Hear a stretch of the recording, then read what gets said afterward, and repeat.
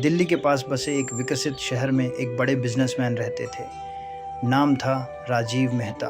पैसे, प्रतिष्ठा, नाम सब कुछ था उनके पास, लेकिन दिल में एक दया भाव का खालीपन बना रहता था। अक्सर वे सोचा करते थे कि रोज़ लगभग 50 से 100 गरीब और बेसहारा लोगों को खाना खिलाया जाए। कुछ दिन बाद उन्होंने गरीबों को खाना खिलाना शुरू कर दिया। वे सोचते थे शायद इससे उनको जीवन का सच्चा अर्थ मिल जाए। फिर एक उनकी कंपनी के सीएसआर प्रोजेक्ट के तहत एक दिन गरीब झुग्गी बस्तियों में केवल खीर बांटने का काम सौंपा गया। उस दिन किचन में बड़ी लापरवाही हो गई। दूध को कुछ देर के लिए खुला छोड़ दिया गया था और उसी दौरान एक जहरीले सांप ने दूध को जहरीला कर दिया था।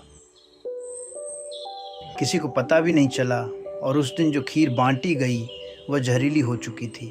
उस खीर को खाकर बहुत से लोग बीमार और मरणासन्न स्थिति में पहुंच गए थे।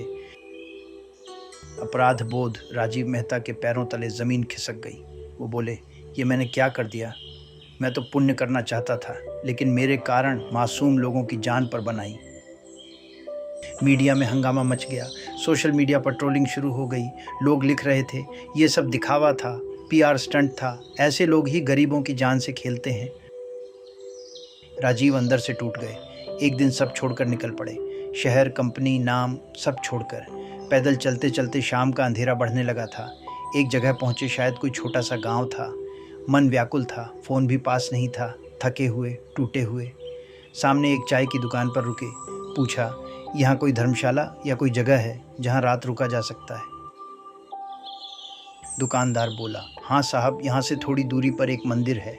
वहाँ के पुजारी जी का 2 साल पहले देहांत हुआ था। अब उनके जवान बेटा बेटी रहते हैं। बहुत सरल और ईमानदार लोग हैं। शायद वो लोग आपके एक रात रहने की व्यवस्था करा दें।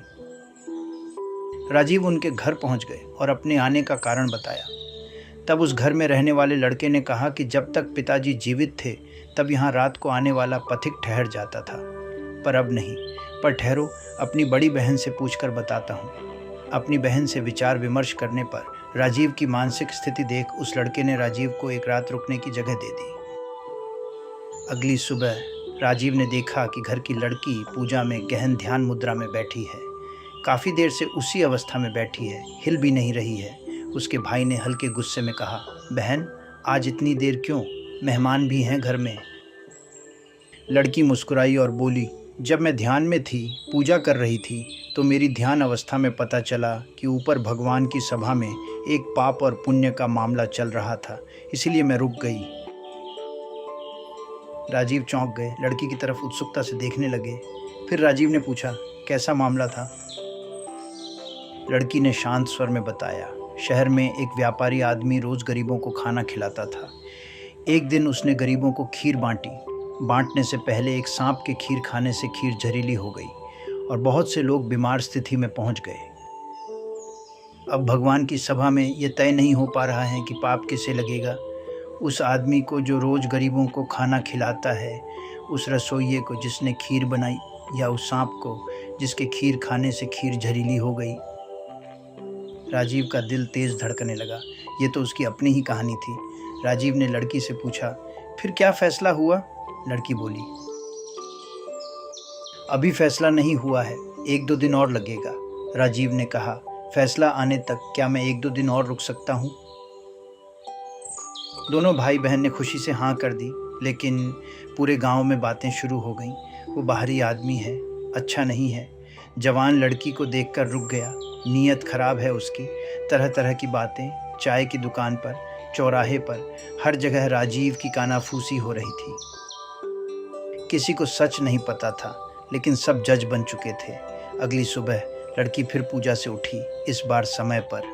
राजीव हाथ जोड़कर वहीं बैठा था। राजीव ने घबराते हुए पूछा, अब क्या फैसला हुआ भगवान की सभा में? लड़की ने शांति से कहा, अब पाप ना खाना बांटने वाले पर, ना ही रसोइये पर, और ना ही उस भूखे जीव सांप पर। बहुत से लोगों के बीमार होने का पाप तो लगेगा जो अनजाने में हुआ था। ये पाप अब उन लोगों पर लग गया है जो सच्चाई को जाने बिना दिन भर राजीव की बुराई करते रहे। अंतिम सत्य सबके लिए आज के समय में बातें किसी की निंदा से शुरू होती है पर समाप्त नहीं होती, बस एपिसोड की तरह अगले पड़ाव का इंतज़ार करती हैं। अब पाप लोग तलवार से नहीं करते, अब पाप लोग शब्दों से करते हैं। मोबाइल फ़ोन, सोशल मीडिया, आस पड़ोस, गली मोहल्ला, न्यूज़ चैनल, हर जगह लोग जज बने बैठे हैं। बिना सच्चाई जाने फैसला सुनाते हैं, दूसरों की निंदा करते हैं, चरित्र पर सवाल उठाते हैं। सच जाने बिना किसी की बुराई सिर्फ शब्द नहीं, ये पाप की गठरी है जो हम अनजाने में अपने सिर पर उठाए रखते हैं और उसी अवस्था में भगवान के चरणों में नतमस्तक होते हैं। भगवान के आशीर्वाद और आपके सर के बीच पाप की गठरी आ जाती है। भगवान के आशीर्वाद के साथ पाप की गठरी भी हमारे पास आ जाती है। घर की शांति खत्म होने लगती है, मानसिक तनाव बढ़ने लगता है, आर्थिक तंगी होने लगती है, बार बार असफलता का सामना करना पड़ता है और सफलता कोसों दूर हो जाती है। दूसरों की गलती ढूंढने से पहले सच जान लेना ज़रूरी है। मुंह से बोल निकलने से पहले शब्दों को तौल लेना ज़रूरी है। पाप केवल कर्मों से नहीं, कभी कभी केवल शब्दों से भी लग जाता है। बाकी आपकी मर्ज़ी।